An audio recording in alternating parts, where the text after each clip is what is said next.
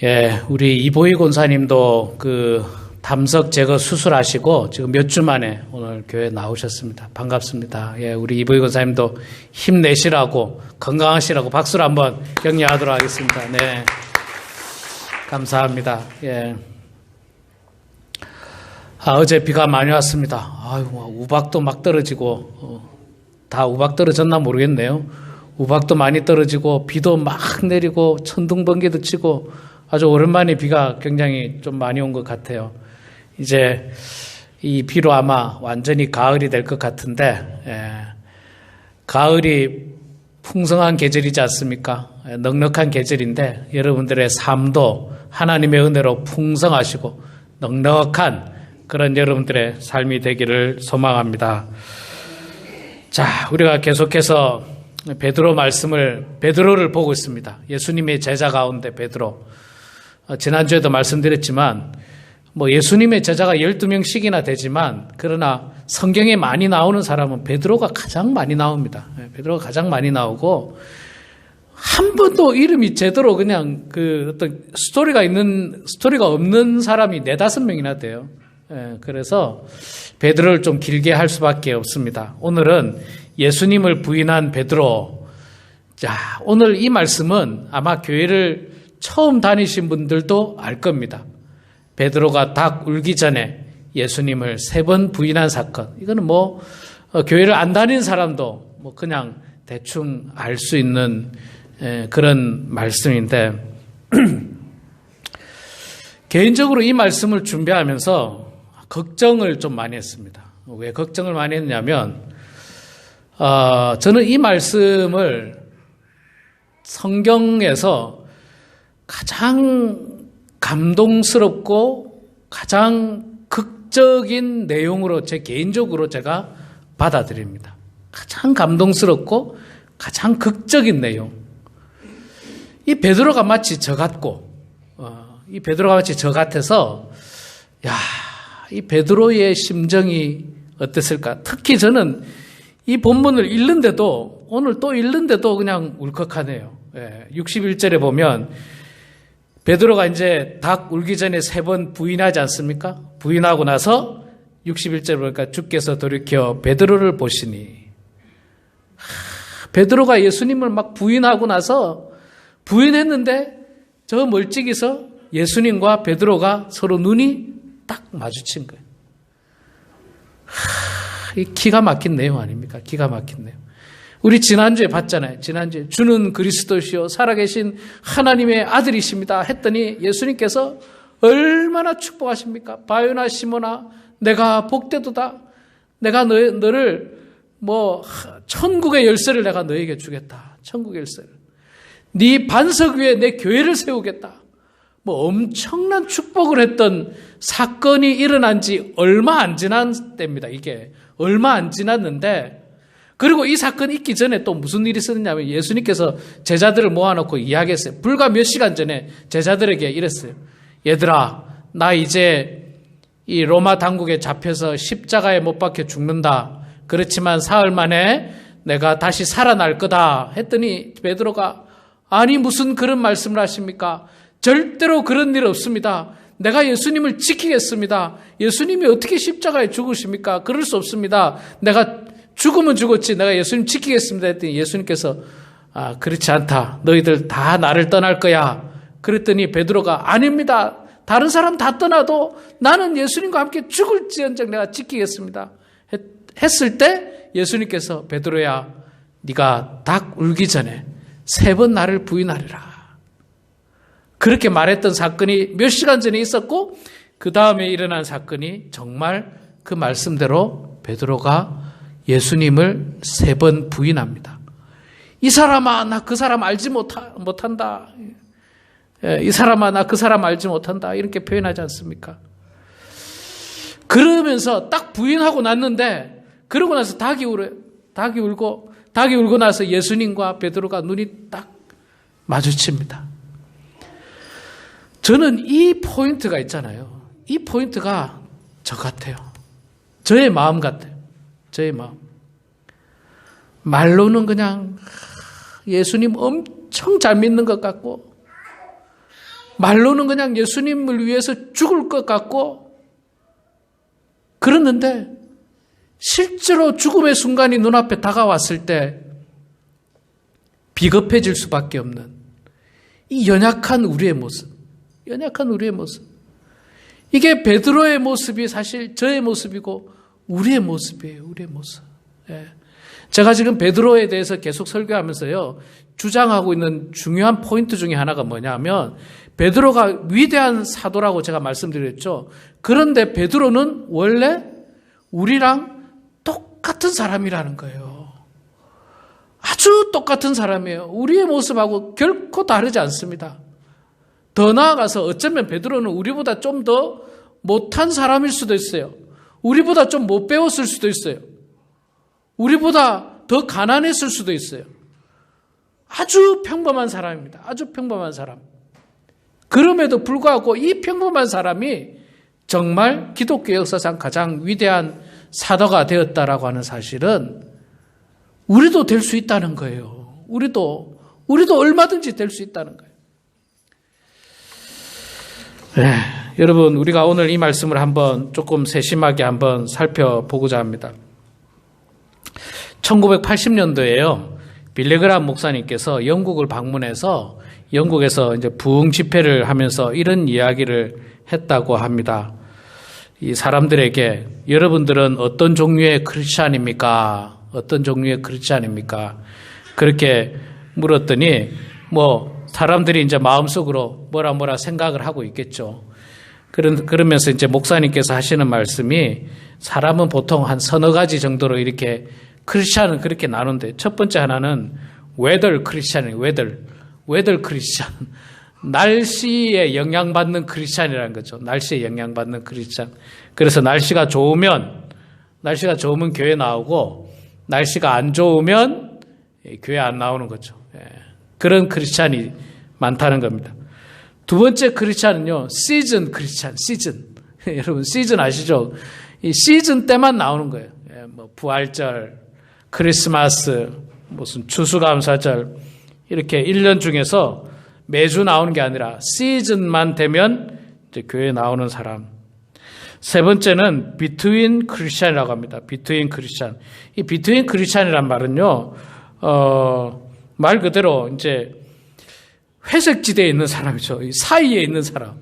세상과 교회와 사이에 있는 사람의 모습이에요. 사이에 있는 사람.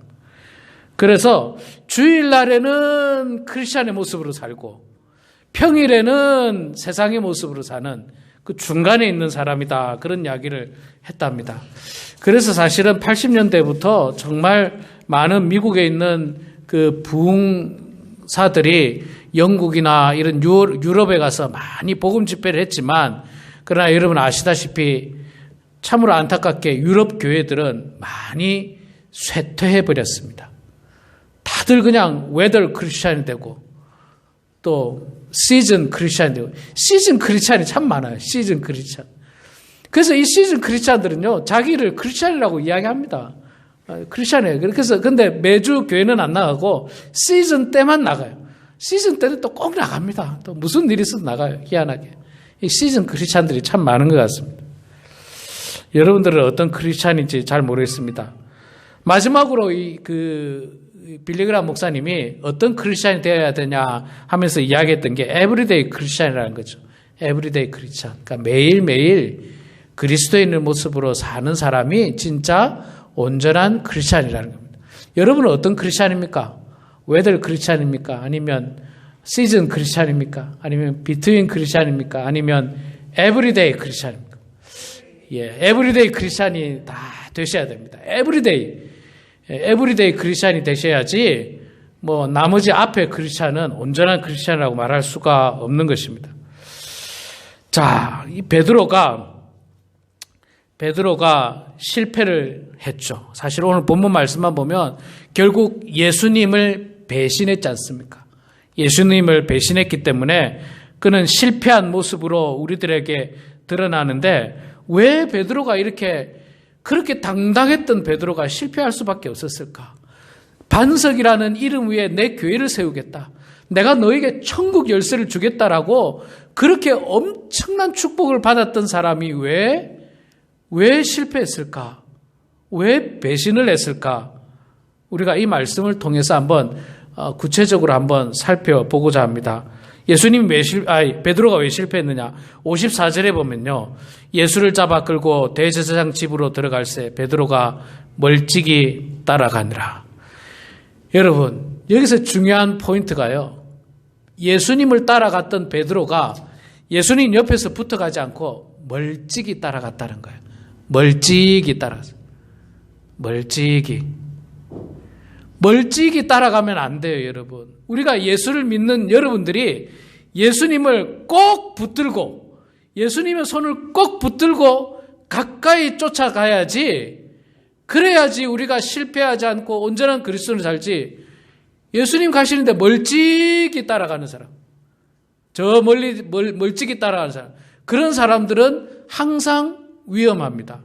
실패의 가능성이 늘 많아요. 멀찍이 따라가면 안 돼요. 여러분, 우리 옛날에 그 동물의 왕국 같은 애니멀 그 텔레비전 같은 거 보지 않습니까? 그런 거 보면요. 얼룩만 무리라든지 어떤 약한 무리들은 무리를 지어서 이렇게 가는데, 사자나 어떤 맹수들이 노리는 이 먹잇감이 어떤 먹잇감이냐면 가운데 있는 놈을 노리지 않아요. 그냥 그 무리에서 떨어져 있는 녀석들, 멀찍이 따라가는 녀석들, 뒤에서 그냥 줄줄 멀리 있는 녀석들, 그런 녀석 중에 약한 녀석을 노리고 하나만 보고 끝까지 쫓아갑니다. 그리고 그 놈을 잡아먹어요. 여러분, 사탄도 똑같습니다. 사탄도 똑같아요. 베드로가 예수님을 가까이서 나도 예수와 함께 갔던 제자다, 나도 같이 잡아가라, 그리고 예수님 손 붙들고 쫓아갔으면 베드로는 실패하지 않았습니다. 그런데 베드로는 멀찍이 쫓아갔어요. 멀찍이. 물론 여러분, 나머지 제자들은요, 요한과 베드로를 제외한 나머지 제자들은 멀찍이 쫓아가지도 않고 다 도망가 버렸어요. 다 도망갔어요. 다 이미 도망가 버렸어요. 도망가고 두 사람이 그래도 좀 가까이, 조금 멀찍이 쫓아갔는데 그게 베드로와 요한이에요. 그런데 멀찍이 쫓아가면 안 돼요. 손 붙들고 가야 돼요. 손 붙들고 가야 돼요. 우리 어르신들 어린 시절에 피난을 경험하신 분들 계실 겁니다. 여러분, 피난 갈 때 있잖아요. 저야 뭐 경험해 보진 않고 영화로 봤습니다만, 피난 갈 때 부모님 손 꼭 붙들어야 돼요. 그거 안 붙들었다가 놓치는 순간 고아가 됩니다. 놓치는 순간 고아가 돼요. 사람에 떠밀려가지고 놓치는 순간 잃어버리는 거예요. 멀찍이 쫓아가면 절대로 안 돼요. 옛날에 뭐 핸드폰이 있었습니까? 뭐가 있었습니까? 아무것도 없어요.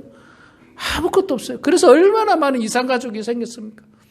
부모님 손 꼭 붙들든지 업히든지 목마를 타든지 아니면 좀 큰 녀석은 손을 붙잡아야 되는데 멀찍이 쫓아가는 순간 부모님과 헤어질 수밖에 없는 겁니다. 그러니까 여러분, 예수를 믿으려면요, 예수를 믿고 싶다 그러면 멀찍이 쫓아가지 마시고 가까이 쫓아가세요. 가까이.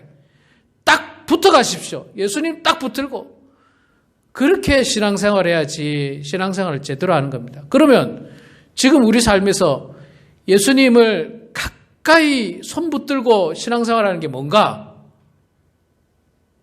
한 달에 한 번 교회 나오는 게 가까이 신앙생활 하는 겁니까? 그건 아니에요.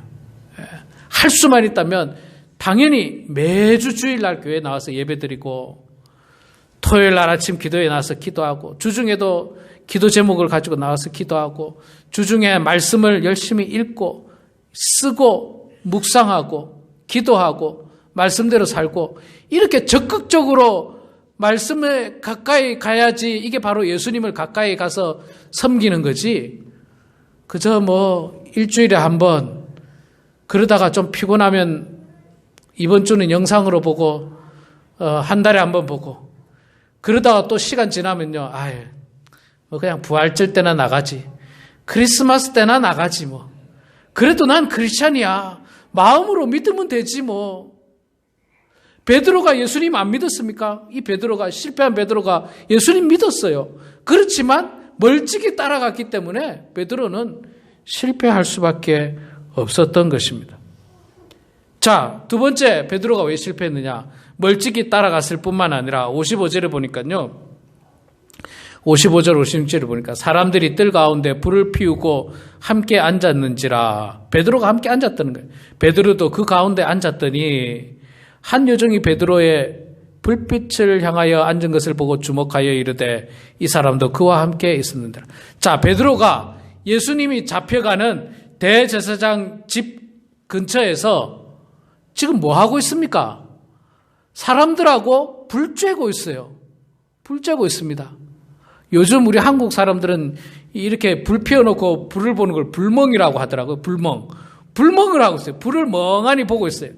불을 멍하니 보면서 뭐 이런저런 생각하고 있었는지 몰라요. 그 사람들하고 이제 그 사람들에 모여 있는데 있었던 겁니다. 그러니까 베드로가 실패할 수밖에 없었던 이유는 사람들과, 세상 사람들과 함께 어울려 앉아 있기 때문에 그는 실패했던 겁니다. 예수님과 함께 있었어야 되는데 세상 사람들과 함께 있어요. 세상 사람들과. 예. 세상 사람들과 함께 있으니까요.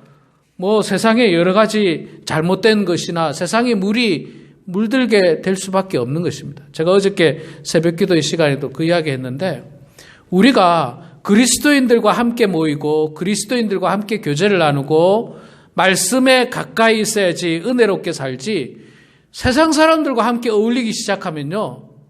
그러면 점점 우리도 타락해질 수밖에 없습니다. 타락해질 수밖에 없어요. 막 그냥 세상 사람들은 모이면 유흥이 시작이잖아요. 유흥. 모이면 쾌락, 유흥, 술 마시고 그런 그런 자리에 가까이 가면 나도 모르게 거기에 휩쓸리게 돼 있어요. 그런데 여러분, 믿음의 자리, 그리스도인들의 자리, 그 자리에 있으면 괜찮아요. 그런데 베드로는 지금 사람들 가운데 앉아서 불을 멍하니 쳐다보고 앉아 있습니다. 불을 멍하니 쳐다보고 앉아 있으니까요. 불이 앞에 있으니까 불이 이렇게 비치잖아요. 옛날에는 전기불이 없으니까 이렇게 불을 안 쬐면 컴컴해서 잘 몰라요. 새벽이니까 이때가 어두컴컴한 새벽이니까 잘 모릅니다. 근데 불을 피우니까 불빛에 의해서 얼굴이 보이잖아요. 얼굴이 보이니까 한 여종이 베드로를 보고 당신 그 사람하고 예수와 함께 있었던 사람 아니냐? 그렇게 지목을 한 겁니다. 그러니까 이 불빛에 있는 것이 아니라 당당하게 예수님 옆에 가서 나도 예수님과 함께 잡아가라. 나는 예수님과 함께 했던 사람이다. 난 죽으면 죽었지 예수님을 부인할 수 없다. 이런 마음으로 예수님에게 가야 되는데 가지 않았던 겁니다. 자, 그리고 세 번째는요. 세 번째 베드로가 실패할 수밖에 없었던 이유는 자기의 신분을 감추었기 때문에 그렇습니다. 자기의 신분을 감췄기 때문에. 나는 예수님의 제자다. 그렇게 당당하게 나아가야 되는데 그렇지 않고 그냥 자기의 신분을 숨기고 있어요. 마치 불을 쬐고 있는 사람들하고 비슷한 사람인 것처럼 예수님의 제자가 아닌 것처럼 그냥 불을 쬐고 있고 심지어는 어떤 여종이 이야기해서 나 아니라고 그렇게 이야기합니다.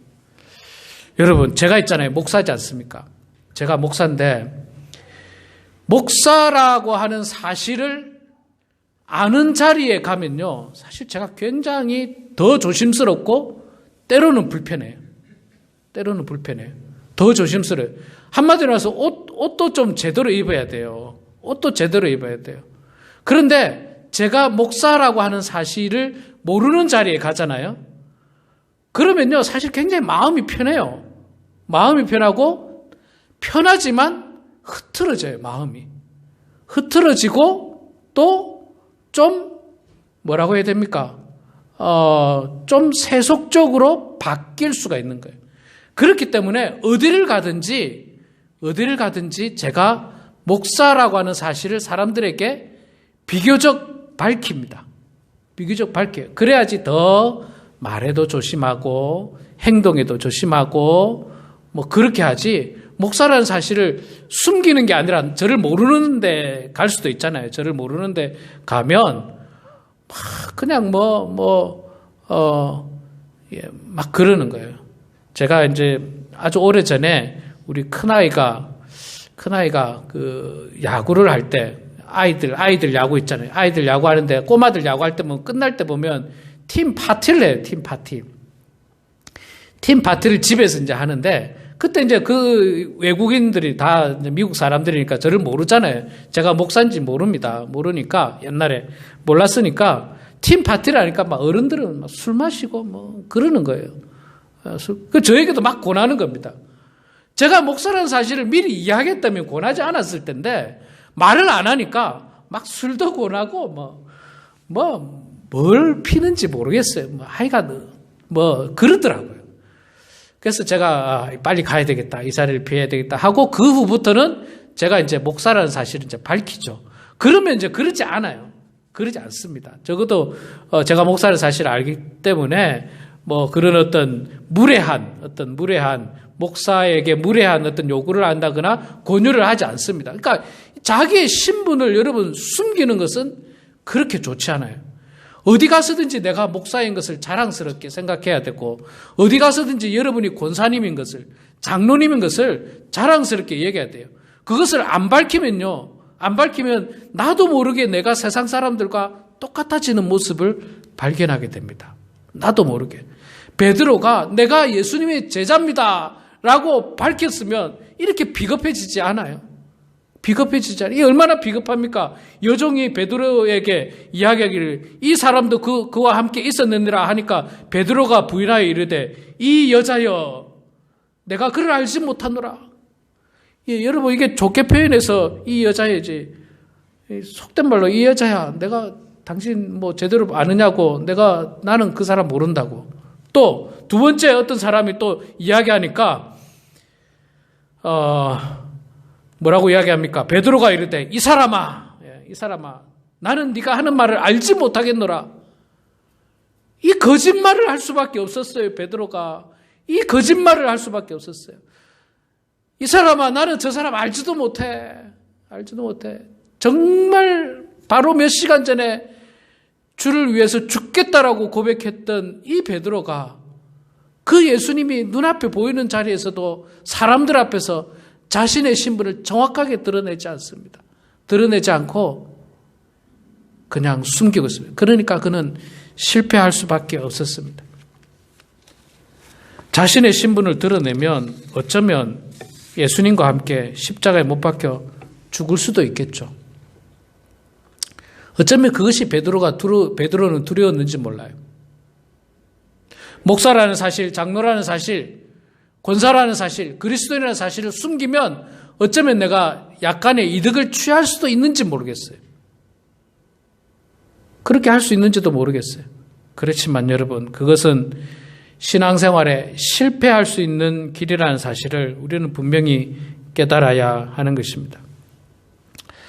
자, 그렇게 베드로는 실패했는데 여러분 그렇게 실패하고 나서 61절에 보면 주께서 돌이켜 베드로를 보시니 베드로가 주의 말씀 곧 오늘 닭 울기 전에 네가 3번 나를 부인하리라 하심이 생각나더라. 저는 이 61절의 말씀이 정말 그 베드로가 저 같았어요. 제가 신앙생활을 하고 지금까지 목회 생활을 하면서 참 사람들은 알지 못하는 제 마음속 깊숙한 곳에 있는 부끄러움들, 그 부끄러움들이 예수님 앞에서는 감출 수 없는 저의 치부였습니다. 마치 지금 베드로가 눈을 들어서 예수님을 쳐다볼 수 없는 그런 상황이에요. 그런데 쳐다보려고 하기에 쳐다본 게 아니라 우연히 하다 보니까 예수님하고 눈이 딱 마주쳤어요.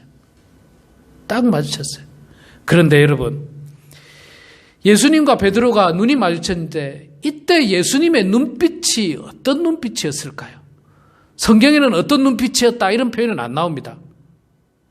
자, 예수님의 눈빛이 분노의 눈빛이었을까요? 화가 나서 베드로야, 너희 놈 나중에 보자. 이런 눈빛이었겠습니까? 아니면 정말 불쌍히 여기고 긍휼히 여기고 그래 베드로야 내가 네 마음 안다.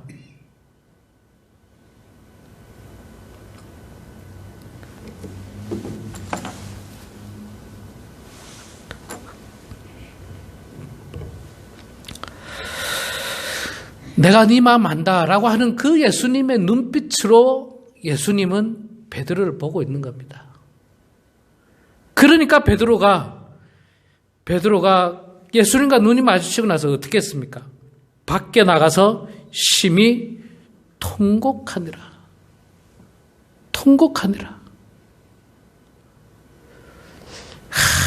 통곡이 되겠죠.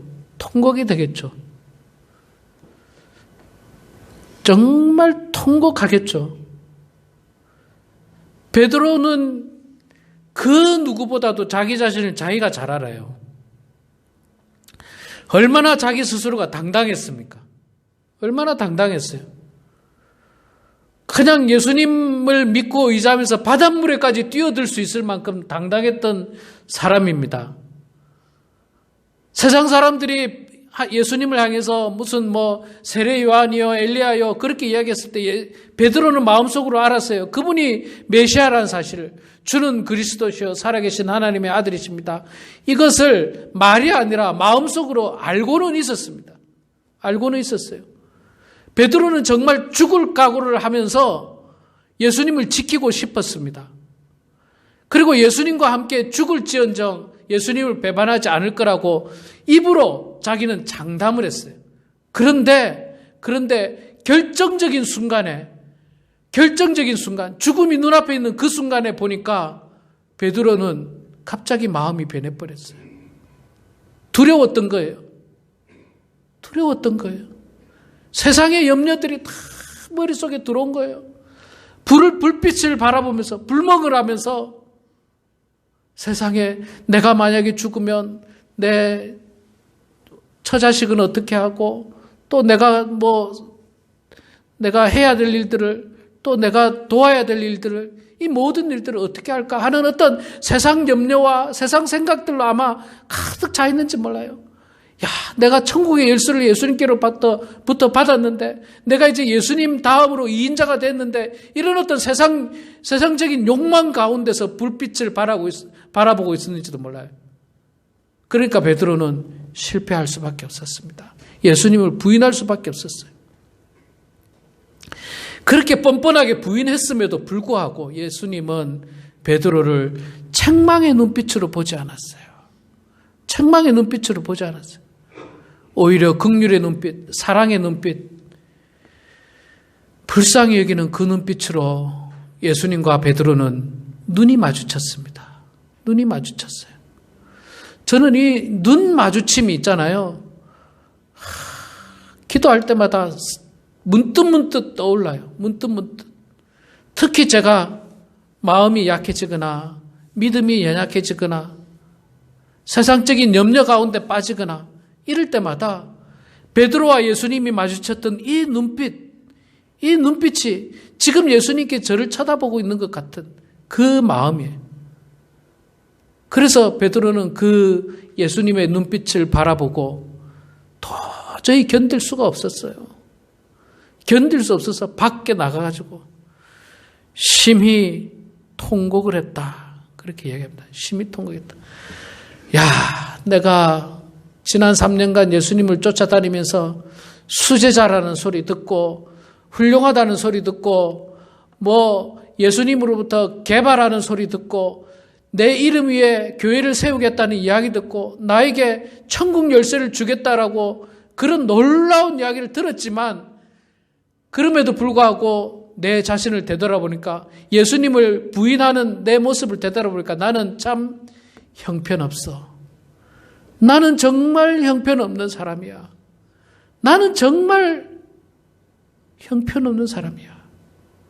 그런 마음이 베드로를 짓눌렀던 거예요. 그러니까 베드로는 통곡할 수밖에 없었어요. 통곡. 베드로가 예수 그리스도의 참된 제자가 된 계기가 여러 군데서 이야기합니다. 나중에 성령, 마가의 다락방에서 성령을 만났을 때였을 거라는 사람들도 있는데 저는 바로 이 포인트라고 생각해요. 베드로가 예수님을 진짜 믿고 사랑하고 정말 이제 주님을 위해서 죽을 거를 각오한 순간이 바로 저는 이 순간을 생각해요. 이 통곡하면서 이제는 내가 죽을지언정 내가 주님을 위해서 한평생 살다가 죽겠노라. 아마 그런 이 결단과 헌신이 이 통곡 가운데 있지 않았을까 하는 생각을 제가 하게 됩니다. 사랑하는 성도 여러분, 예수님은요, 오늘도 예수님을 부인하고 있는 우리를 바라보고 있습니다. 겉으로는 굉장히 예수를 잘 믿는 척, 주는 그리스도시여 살아계신 하나님의 아들이십니다라고 외치고 정말 예수 잘 믿고 목사의 어떤 타이틀을 가지고 장로의 타이틀을 가지고 권사의 타이틀을 가지고 수십 년간 교회 다닌 타이틀을 가지고 나는 굉장히 예수를 잘 믿노라라고 생각하고 있는 그 마음 속에 어느 누구에게도 드러내지 못하고 감출 수밖에 없는 그 마음속 깊숙한 곳에 예수님을 배반하는, 결정적인 순간에는 예수님을 모른다라고 하는 그런 마음이 있는 우리들 마음 속에, 그 눈빛 속에 예수님은 우리를 쳐다보고 계십니다. 그리고 책망의 눈이 아니라 사랑의 눈으로 우리를 바라보고 계십니다.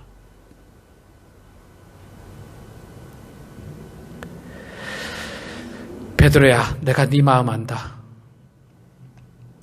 네 마음 안다.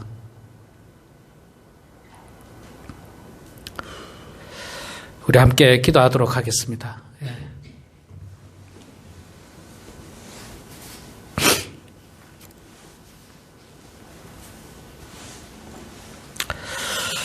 사랑의 아버지 하나님, 은혜를 감사합니다. 저희들을 주님, 세상의 많은 사람들 가운데서 먼저 저희들을 불러주시고 예수를 알게 하시고 지난 수년 동안 혹은 수십 년 동안 예수를 믿게 하시고 교회의 질서에 따라 집사로, 권사로, 장로로 또 목사로 저희들을 세워주셨는데 하나님, 어쩌면 우리 마음속에도 이 사람아 나는 그를 모른다. 이 사람아 나는 그를 모른다. 이 여자여 나는 그를 알지도 못하노라 라고 부인하는 베드로의 모습이 없는지요. 사람들은 내가 믿음이 좋은 줄로 알고 있고 사람들은 내가 훌륭한 장로로, 권사로, 목사로 알고 있지만 그러나 드러내지 못하는 내 마음 깊숙한 곳에 예수님을 부인하고 싶은 마음, 부인했던 마음들이 없는지 우리 스스로 살펴보게 하시고 연약한 우리를 분노의 눈빛으로 바라보지 아니하시고 사랑의 눈빛으로 우리를 바라보시며 베드로야, 내가 네 마음 안다. 내가 네 마음 안다. 그 마음으로, 그 눈빛으로 베드로를 바라보시고 또 우리를 바라보신 그 주님을 우리가 남은 여생 잘 섬기게 하시고 정말로 예수님이 원하는 삶을 살아가는 주의 백성들 다 될 수 있도록 하나님 아버지 도와주시옵소서. 감사드리며 예수님의 이름으로 기도드리옵나이다. 아멘.